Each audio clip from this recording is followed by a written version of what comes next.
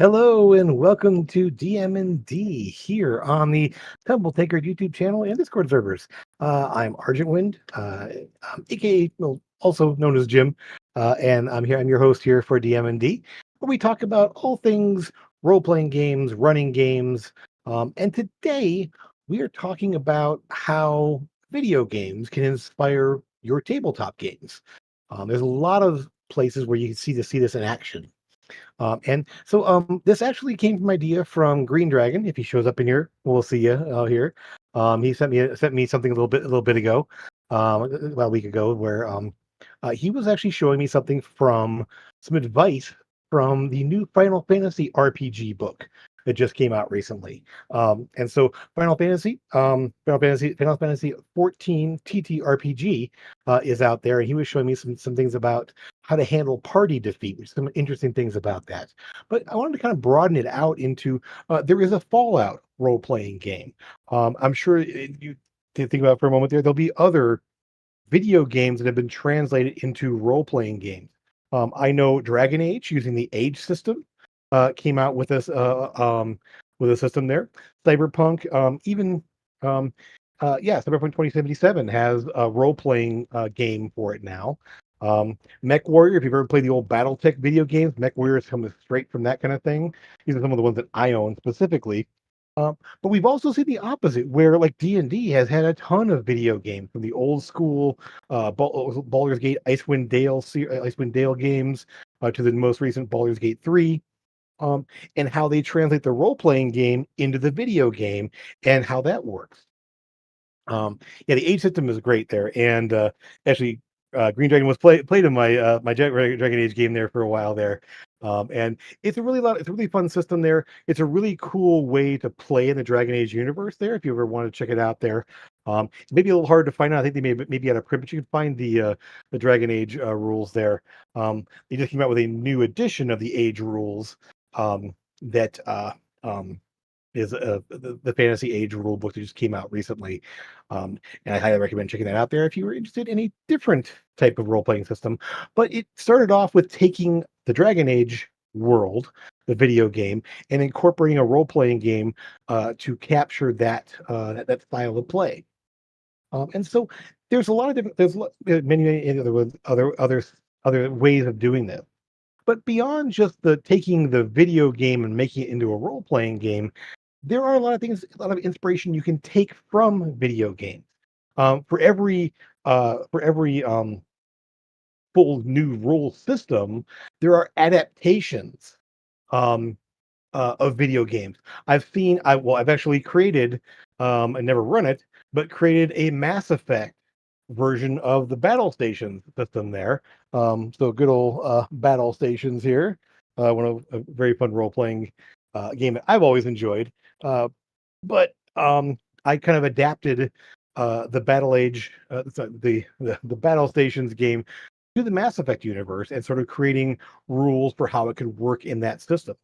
Um, I've seen similar things that where people take. I've actually seen a Mass Effect 5e uh, um, uh, um, uh, kind of adaptation there, and you can find this online. You can find a lot of times where you take your favorite video game, and see if somebody's created a role playing game adaptation using whatever rule set. It's a lot of times going to be 5e, but there's a lot of other versions as well out there, or some that basically create their own systems around and then put them out there around their favorite video games.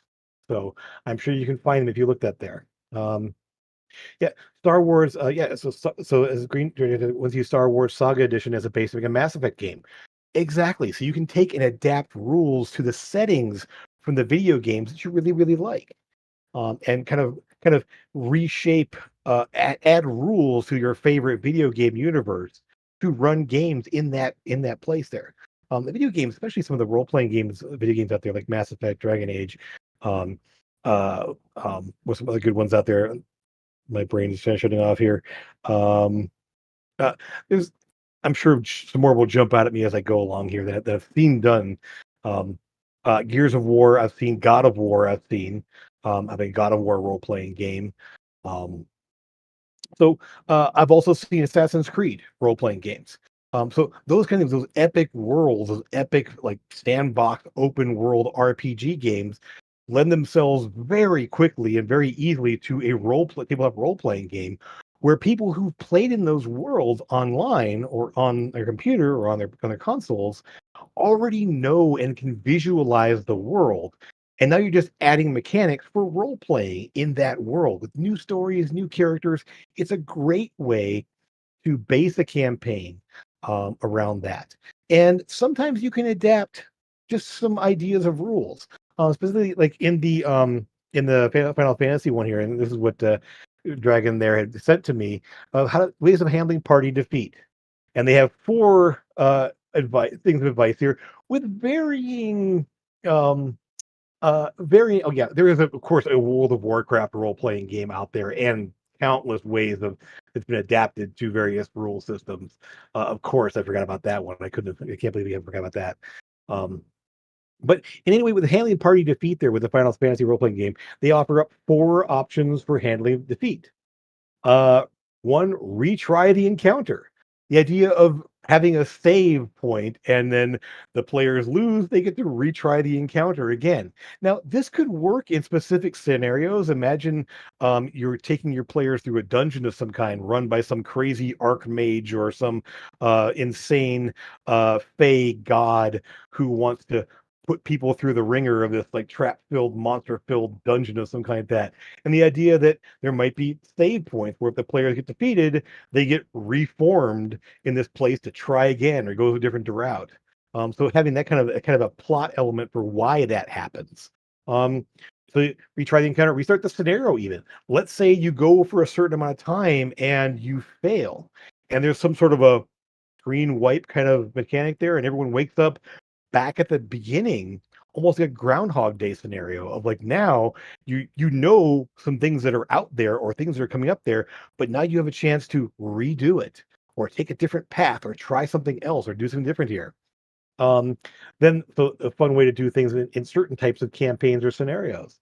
You can improvise. Well, this is where you have sort of the Deus Ex Machina kind of thing of something comes in and helps.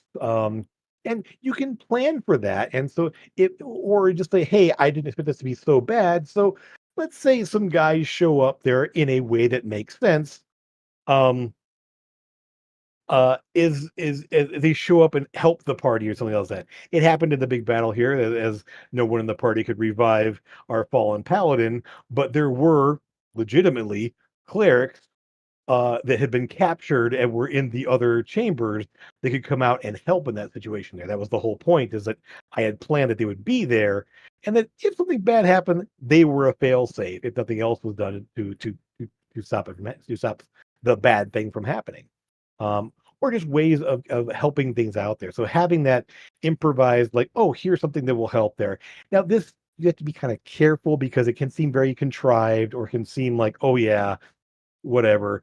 Um, but it's also you can plan for it to a degree, or if something's plausible, something that makes sense.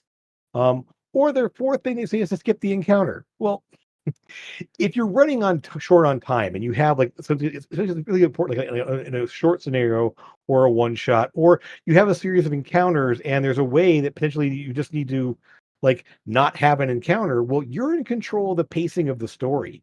So it might be that hey they've already had two encounters and oh hey we're running out of time, rather than having this encounter here, let's skip past that and go to the next session where we can kind of move things along. It could also just be for the pacing of the story is getting bogged down by having too many fairly similar fights that incident encounters can be skipped. So it's not terrible advice, but it's one of those things of like you can kind of feel that where this is getting stale or boring or just repetitive. Let's skip this and move on to something else that can be more interesting.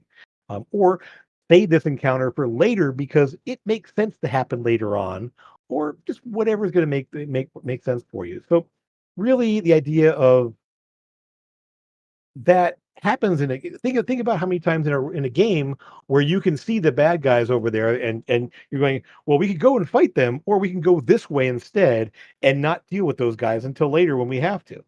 So there's that aspect of you have that sort of like video game mentality of, yeah, I can see mobs, groups of enemies. where I can see there's two ways to go, and there's an encounter here, not an encounter there. If you can sort of like, hey, players, your scout or your perceptive people among you know there's a bunch of bad enemies over here, and this way is quiet. You offered up the opportunity to skip that encounter or come back to it later on. It's a very video game thing to do because you often have times where you're sneaking around or finding things or seeing what's out there, either from a top-down map or from uh, maybe you went and attacked them and realized that, oh, they were too tough. Let's reset and go a different way. So you have those capabilities, and they're very much a video game kind of idea there. But they could all work in various ways um, for your games. So beyond just taking a a video game and playing a game in that world, you could even take pieces of video games.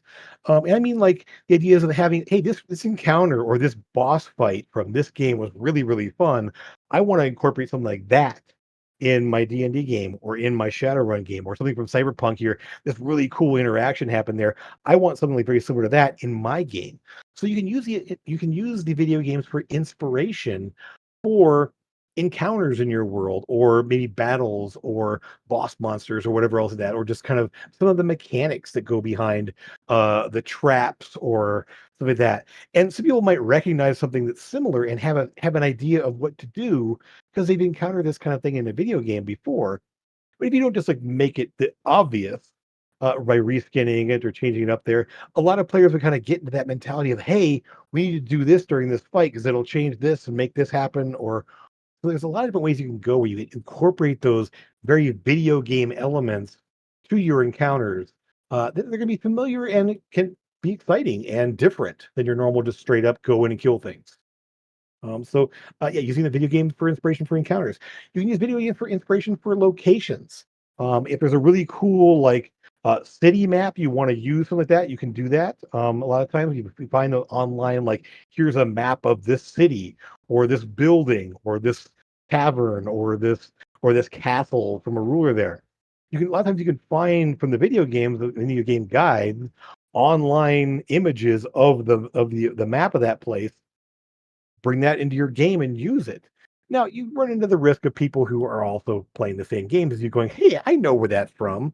But then you can always change up what's inside of it or what sort of kind of the window dressing of it there. But they might recognize it. But it's maybe sort of a way to reward those players that know what they kind of follow the same uh, interests that you do, and that you could keep some similar elements um, to what you see there.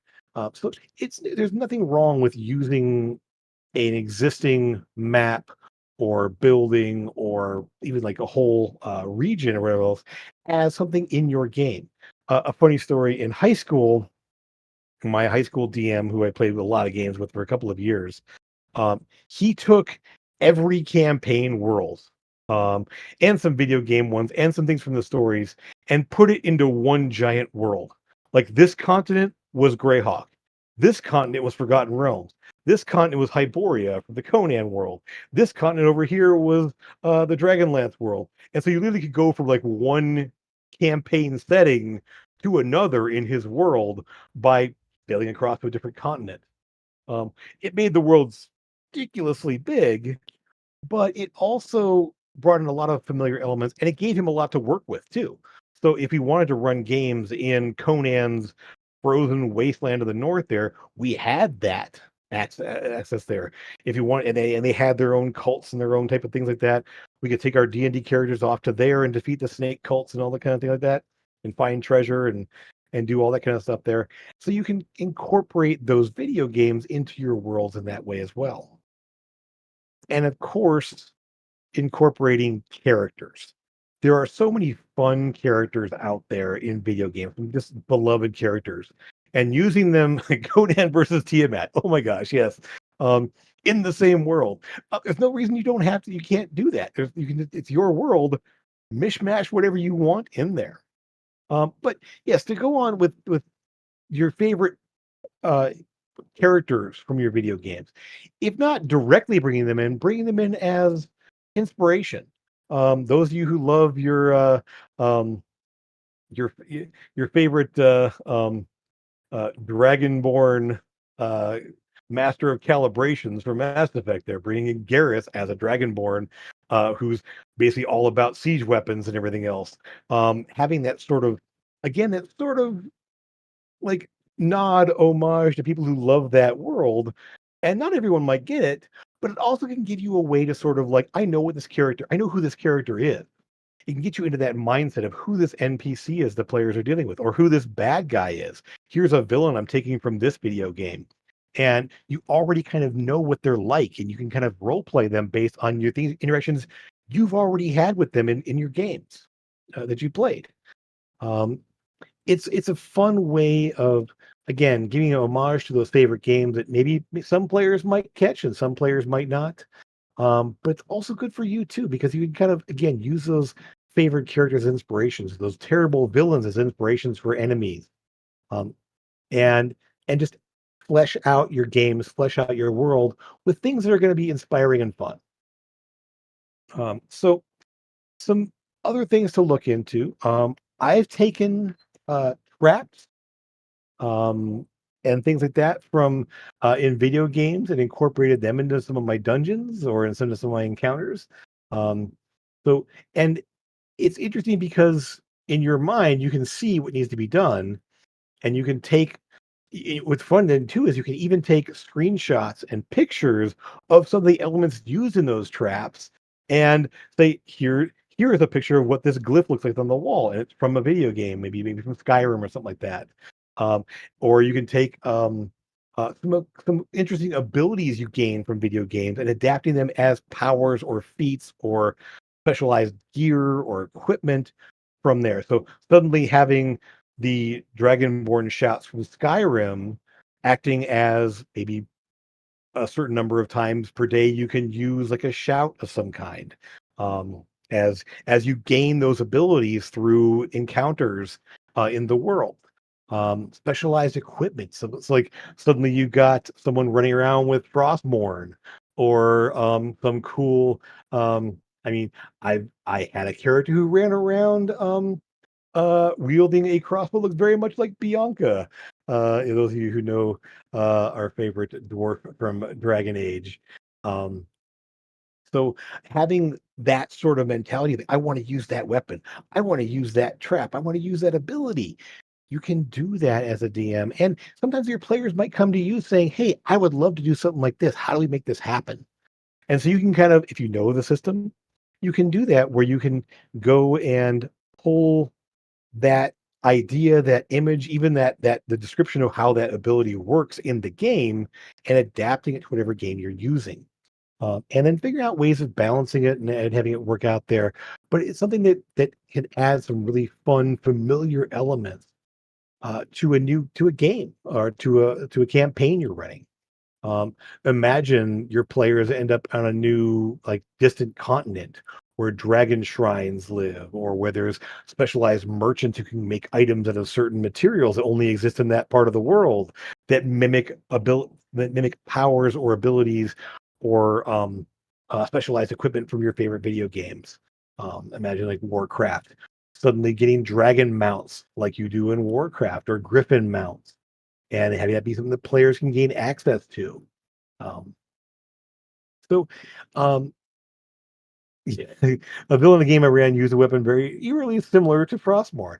Exactly, and there's nothing wrong with that. It's again, you that's inspiration, that's fodder for your games. That's ways of taking something that's A, familiar, B, makes sense, and and C, has sort of a good basis in a story that you can bring into your world and have something. And the idea of our campaign worlds are oftentimes like, I love the idea of the multiverse in D&D.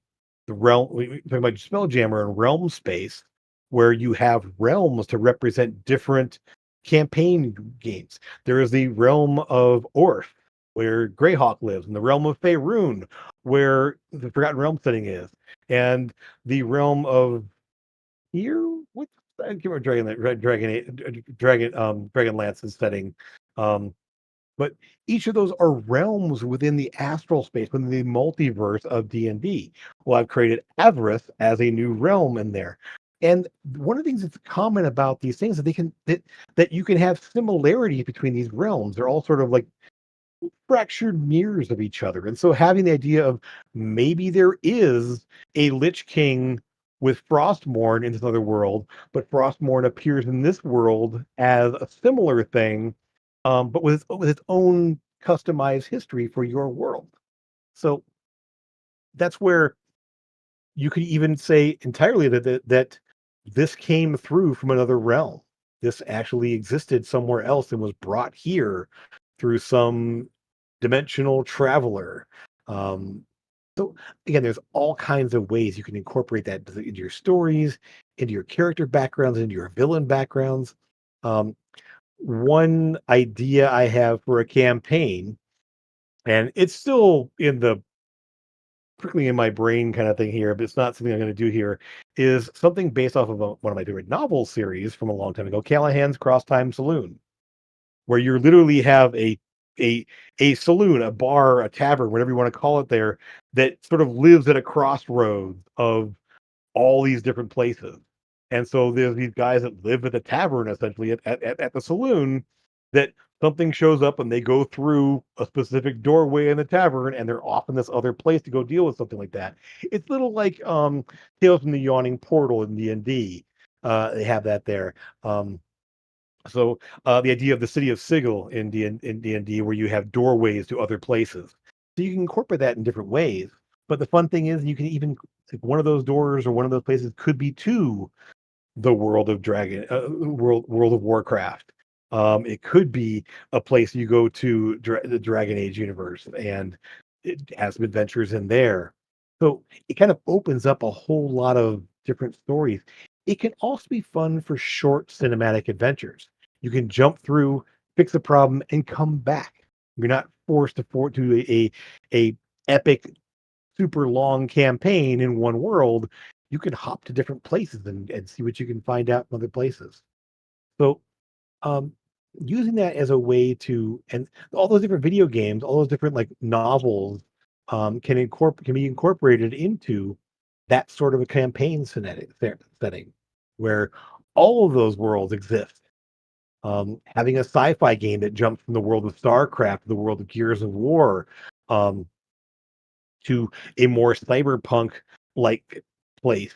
And so having like taking a Shadowrun game and bringing in the power armor from StarCraft suddenly in there, or the power armor from Fallout becoming an item you can get in a Shadowrun game, or vice versa. There's all kinds of fun ways to mix and match video games into your campaign settings, regardless of the scenario, um, regardless of the genre you're working with as well.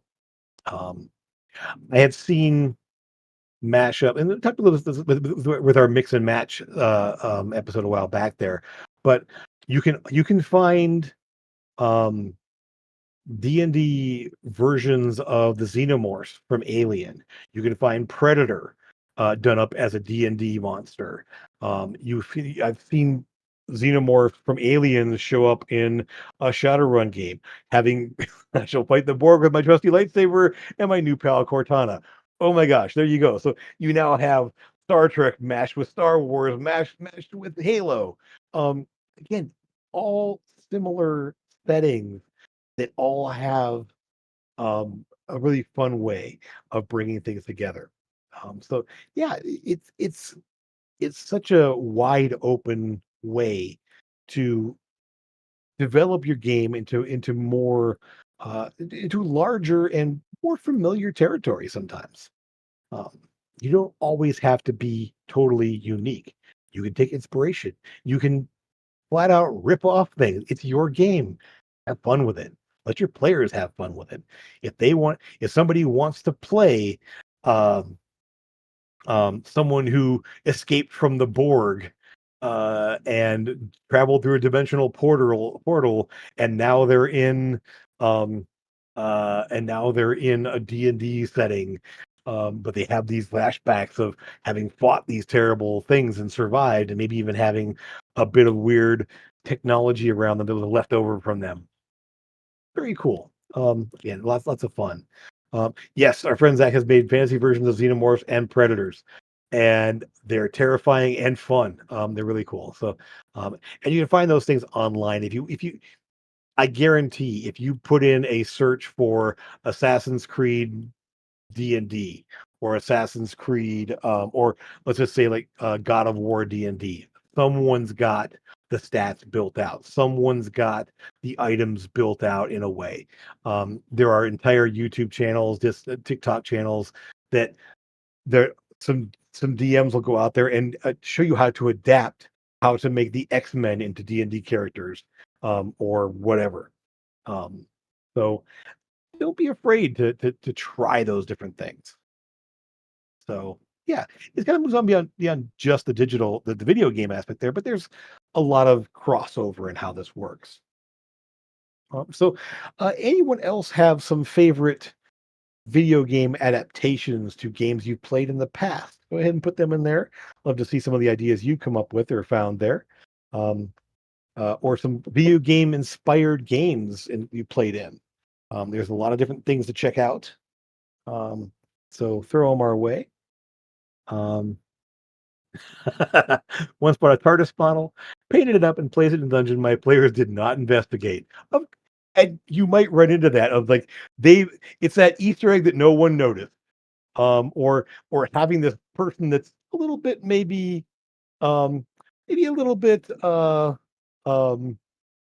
kind of it's in the background, not something you call attention to, but somebody notices or somebody realizes how what the inspiration for something was and really runs with it there.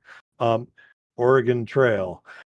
Yeah, there aren't too many survival games where dysentery is a problem or you die from getting a broken limb and getting gangrene. But that could be something that you adapt to a game. Um, I mean, I'm not opposed to that in a very low level, low power fantasy type game here, like the Age of Survival that I'm planning on. Not quite that horrible, but the idea that in a game where you can't just cast a spell and heal the damage or cure a disease, that would be a very interesting way to go. Where suddenly you need to find other remedies for things that isn't just healed by magic, or you just don't have some like crazy hologram doctor that can just do whatever you need him to do. Definitely changes the idea of what's out there. Um, yeah, so a campaign world that doesn't allow magic or doesn't allow certain types of magic is a very interesting way to go, and can have a lot of inspiration from video games where that's the case. Um, Oh gosh, a ton of Pokemon TTRPGs. Oh my gosh, there's actually is one that I saw that actually worked out a D&D uh, Pokemon trainer and stats for D&D. My Little Pony. Oh my gosh, yes. Um, so some of them are official, some of them are fan made. You can find all kinds of. In fact, we actually have a Transformers game on our site right now. We had a one shot, I believe, My Little Pony, our very short lived campaign of My Little Pony. We have one that's based off of very similar to a Pokemon, different campaign on our Discord channel right now. That's running Animon. That's the one. Yeah. So it's a I think it was a Kickstarter around that a number of years ago.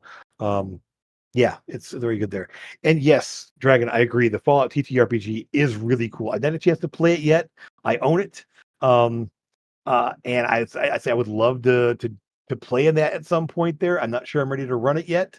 But one thing I was actually looking at, this is I was looking at a way to do Fallout using 5e rules, and it was a little bit too I had to dump too much, and so it didn't even feel like D&D anymore, so it was kinda like, what's the point? But yeah, having a Fallout actual TTRPG, I've read through the rules, and it seems like a lot of fun, and I've seen, it'd be really cool to play with at some point. Um, what are some other ones that are out there? I've seen some others. Yeah, um, I'm sure you can always just jump out there and just do video game adaptations to tabletop role playing games, and you're going to find a ton of them out there. Obviously, the big ones like Warcraft are going to be out there too.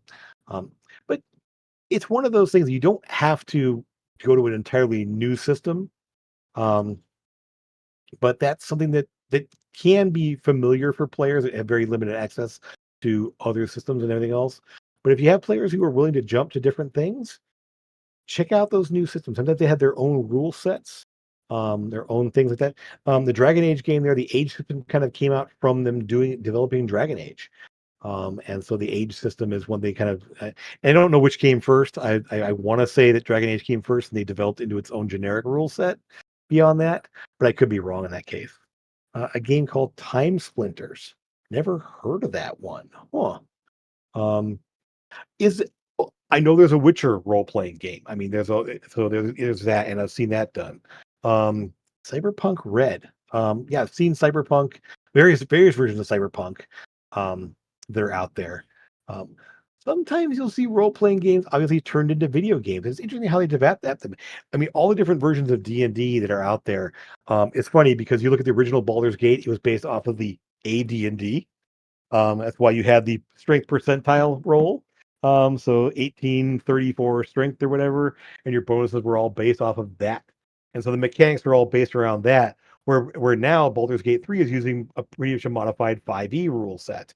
But then there was Icewind Dale and Neverwinter Nights. They were based off of the D&D 3.0, 3.5 era of games. Um, yes. Yeah, that box set right here. This is the one.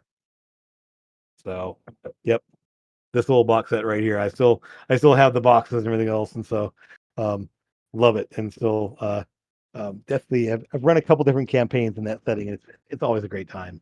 Um, so, uh, some might be a little bit more obscure, harder to come across. I'd love to see if there's a Red Dead Redemption role playing game that could incorporate really well to sort of a high. I don't know of too many Western rule sets. Right, actually, yeah, Knights of the Old Republic there uses 3.3e rules. But yeah, Red Dead Redemption has, I want to say, I believe they have a role playing game setting out there, or I'm sure someone's adapted it. If you want to play a Western setting, that could be a lot of fun. So yeah, definitely check out some. You kind of go back and forth. You go from like a video game, a role playing game to a video game, and then video game back to role playing game. There's so much hand in hand. There's so easy to kind of conceptualize how the rules of a role playing game work into the behind the scenes dice rolling probability mechanics of having things work or not on your characters in a video game role playing game, a video role playing game. The MMOs, you don't see the roles behind the things, but you have the probabilities of how things will work, and how much damage they do based off of a range of dice there. So it very much they very have very similar mechanics. It's just that how visible are those mechanics in the in the video game uh, depends. I mean, obviously, in Baldur's Gate 3, the actual dice are being rolled, and you're seeing them. I think Knights of the Old Republic had the dice rolls kind of in the little chat box, so you kind of see how the mechanics work there. And your character sheets when you bring up they're very similar to a D&D style character sheet. So um, something to consider that's a very interesting mechanic in terms of D&D and or tabletop role playing games and video games can be inventory management. The idea of having like some very much video game inspired mechanics for managing your inventory. Um, they can be a lot of interesting to go that route. Um, I actually did play in a game once at a con where we each had a character sheet that had the little boxes like in Diablo, and Diablo, of course. There's another one that has a role playing game attached to it, of course. But the actual like he gave us a sheet there that had the grid for our inventory, and we got little like things to put on our inventory, and or had to we had actually to draw them in. It was like, here, this one's a 4x4, put it in your inventory. And so we basically had to kind of put it on our inventory to see if we could fit it all. And then we ran out of space. We ran out of space and couldn't use anymore. So um, a way to adapt sort of an inventory mechanic of a role of a video game into how you can use it in a role playing game. It's a lot easier if you have little stickers to put on there, little icons, or if you have a digital way to do that on a platform. Um, but again, that's something I mean, inventory management of a for a role playing game can be a very tricky, weird thing. You either have a bag of holding with way too much stuff in it, um, or you had to micromanage how many. Like in Pathfinder right now, you have bulk and weight, whether it's weightless, light bulk, or or full bulk, and it's too much. I mean, um, but I mean, it's something that can be done in a video game and maybe not in a role playing game, or kind of figure out ways to adapt them both. Um, so yeah. So I want to say, kind of keep things rolling here. If you have, what's your favorite? What is a favorite like encounter or even encounter type you've had in a video game you would love to see adapted to a role playing game?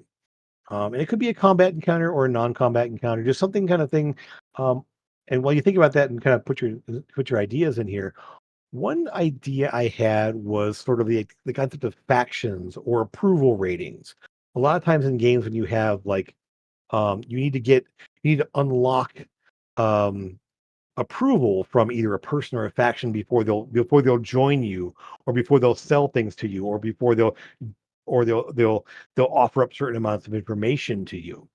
So while you don't need to actually have those that mechanic like listed for somebody in a role playing game, it can be good to kind of think of that in the back of your mind. Um, Nino Kuni. I don't know what that is offhand here, but I'll let you expand on that in a minute here. But the idea of like having like each time you do something for a faction or a city or a merchant or an NPC or something like that, if as the DM, or you can like note that and maybe keep track of how many positive things you've done with someone and how many negative things, and see maybe uh maybe you have a way to um keep track of that, and then have certain things that like will based on, hey, having three positive interactions and no negative interactions, now they're willing to do something for you, or now they're willing to offer up some information they weren't willing to before. And it's something isn't something you do with just one persuasion check or one charm roll or something like that. It's something that happens over time. And it's something that video games do really well, having that approval system, that faction rating system, that kind of like that. That a lot of times role playing games don't have that built in, but incorporating that mechanic as a GM of, hey, just tick like maybe just like slash marks each time they do something positive, and then once they get to 5 positives or 10 positives, where else that it unlocks things that they'll do for you, or things that or information they make there, or access to some place that you wouldn't have had access to before. Is a very video game uh, inspired mechanic. It's not necessarily in a role playing game, but you can use that as something to help you with your story or help you with the pacing of something as well. You don't want to just stop and say, "Oh yeah, you make one check and now this merchant will unlock the whole shop for you." um, so yeah, a turn based, but the helper functions. Okay, yeah. So um, the idea, because I mean, D&D at its very core is a turn-based. So any turn-based mechanics from your game, your video games, can lend themselves to some of the mechanics that they have there. Imperium Maledictum has a good rules for patrons and influence for both your party and your patron. So maybe something to adapt for your warlock characters, or for like yeah, for those faction type things like that. So yeah, exactly. It can be something physically for an actual like warlock patron, or just a patron of your party member, your party, to get approval for certain things. Um, Shadowrun has sort of a rating for. I've seen in certain editions of Shadowrun they have sort of uh loose rules around that for gaining approval or disapproval with certain NPCs, certain corporations, certain gangs. Um, and so there's some element of that in Shadowrun that I've seen, but not too many other systems have I seen that in there. And so the fight in Warcraft Dungeon end time using the hourglass to rewind time. That's yeah, that can be one thing of like um, having an encounter where you have the ability to reset it. That could be a really fun kind of thing of like, yes, we are not winning this fight. Let's reset and try to find a different way to do things. Or, oh, we did something and or this person just died. Let's reset and find a way to protect them or do something different where that person's not being targeted. Again, that could be a really fun encounter type of, yeah, using that video game mechanic to have a really interesting encounter that's, yeah, that retry, restart. A lot of fun there.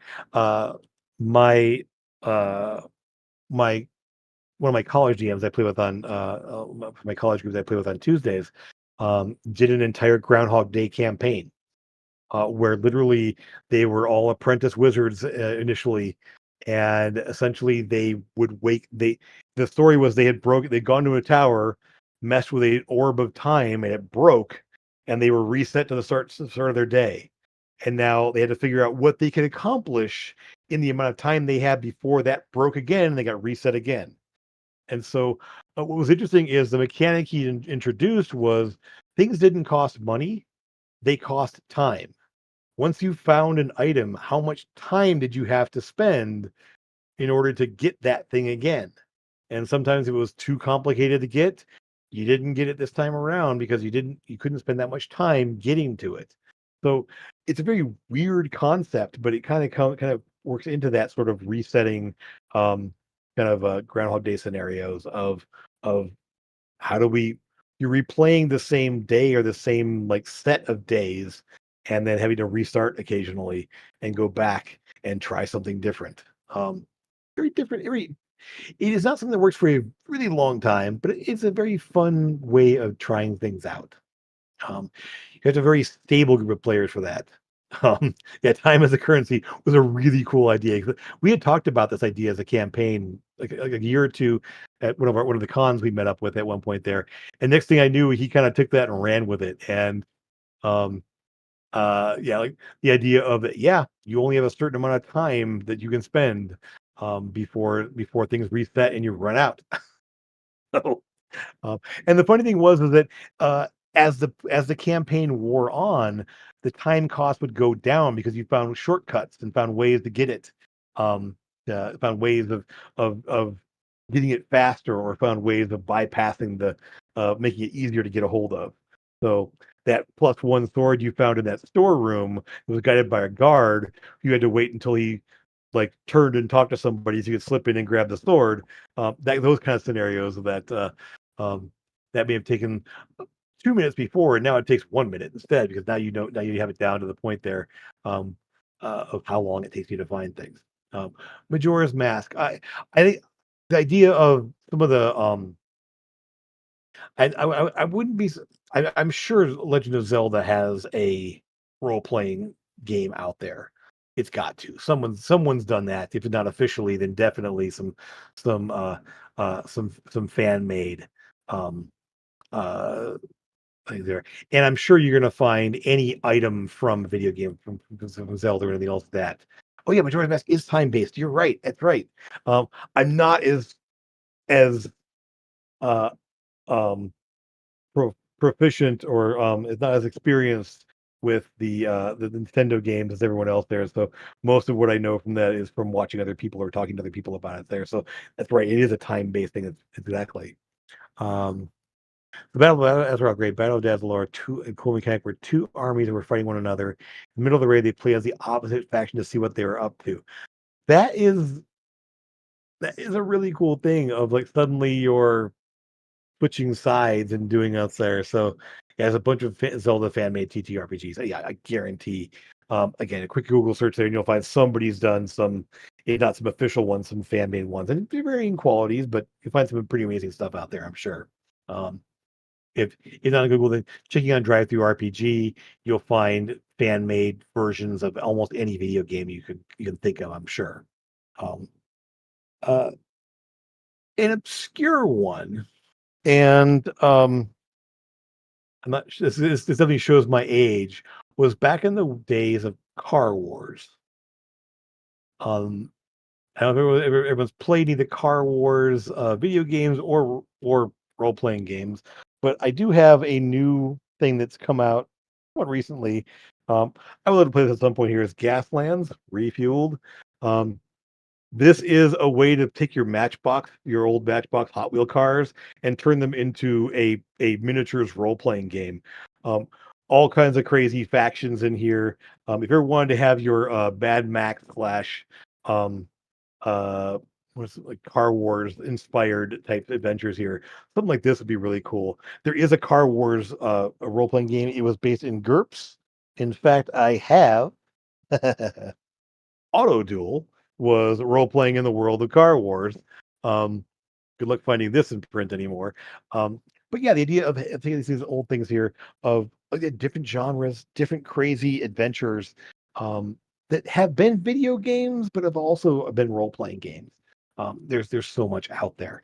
Um, don't be afraid to try something different, or see if somebody else out there has it, or somebody's created one for you at some point there, and checking it out and running with it. Because I guarantee not only are there people that know that world and know um, that game or that setting, and then playing a game in that would be a lot of fun for those people having this nostalgia and just something different.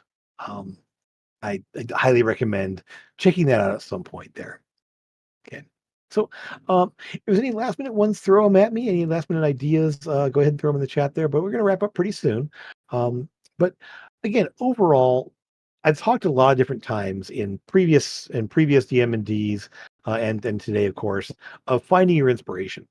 And video games are a wealth of inspiration for not only settings, for entire systems, but for characters, for items, for encounters, for game mechanics. There's so much you can do out there that you can adapt to your games from those video games you love to play. Um, you're right. There's not really a specific Elder Scrolls TTRPG. How there's not, I don't know. I mean, even just something like a Skyrim RPG. I think there's never been anything official for it. I think Fallout, being Bethesda, also has its role playing game. But why there's no Skyrim or Elder Scrolls RPG? I don't know. Um, I'm sure there's some great fan made ones out there as basically. So, but don't be afraid to find those different inspirations there. If there's something you love to play, and especially if and many of your friends are probably going to love to play them as well, taking a dip into those familiar places with new characters, new stories, and with all those familiar elements, there can be a really fun way to have a new campaign it has a little bit less amount of work. There's less world building needed because you're already playing in a world that you know, that your friends know. You don't have to describe what a faction is because they know who they are. You don't describe the details of a city because people have run around those cities before, or an item or a character they might see. Having like, oh, I know this guy. I've stolen from this guy, or I killed that guy, or I romanced that person. There's all those things from those video games that now you can encounter them in new ways that you maybe have would like to see those characters again. So um, don't be afraid to delve into those things and have fun with it. That's the whole thing. Is that at in the end, we're all here to have fun. And if something's fun for you and your friends, go for it. Try it. If it doesn't work, cut it short and move on to something new. There's so much out there that you could use for inspiration between those video games, those movies, those other settings. Um, have fun with it. And as always, just to like, don't be afraid to try it. Okay. So we'll go ahead and wrap things up here. Um, as always, I want to thank you for being here. Those of you guys who are in the chat there, you're amazing. Love having you here. Those of you in the future watching this, again, throw some ideas my ways. If you have something, an article you came across, a video you came across, and want to throw it my way, either through online here or as a comment on this video, uh, please do. I'm always going to check the comments. I'm always checking my DMs. And for anything that come across there, I love getting those suggestions. I hope you all had fun. I hope you get some inspiration. And as always, if you're looking for games, check out the Tumble Tankard. Links in the description here for our Discord server, where we have over 20 games running now. I believe 23 is that where we're at now, I think. Um, and a couple more that are going to be upcoming soon. So yeah, if you're looking for games, 25 now. Oh my gosh. Yeah, there's two more just starting up here soon. So 25 games running on our server now. Um, Mostly East Coast. So if there's West Coast folks out there and you want to find more West Coast players there, please come on over. I'm the only West Coast people on our server, so definitely love to see some more people from different time zones to kind of get some games going for different times. We got some Central now, so we're getting closer. We're getting closer. A little less stressful in the terms of the time zone here, but we'd love to have some more folks out there. And again, if you're looking for players, we got lots of players. If you want to bring some players with you and play on here, we'll set you up with a channel. As we've done that recently. Some entire campaigns have joined our server with the DM and the players already coming over. So love to have more of you here. Our chat channels are full of people looking for ideas, sharing ideas, kind of like we're doing here. Where we got into this discussion today. What was it about? We're using Roll20, some different ways to use tabletop platforms. We've seen some other ones recently. Yeah, just lots of other VTTs and everything else. Discussion about that. So yeah, we have a lot of people like people here, and some that are brand new to people. Brand new to our server. They're brand new to role playing games or brand new to playing games. Love to have you all joining in, asking questions, finding out things to do here, and jumping into some games. So, um, thanks for being here. Thanks for checking things out there. And we should be back in 2 weeks. I'll keep everyone posted on the schedule there, what's going on here. And again, if you have those ideas, throw them my way. I'd love to get more input from you guys on what kind of things you want to see and talk about. So, until then, have fun, enjoy your games, and we'll see you again soon. Have fun, folks.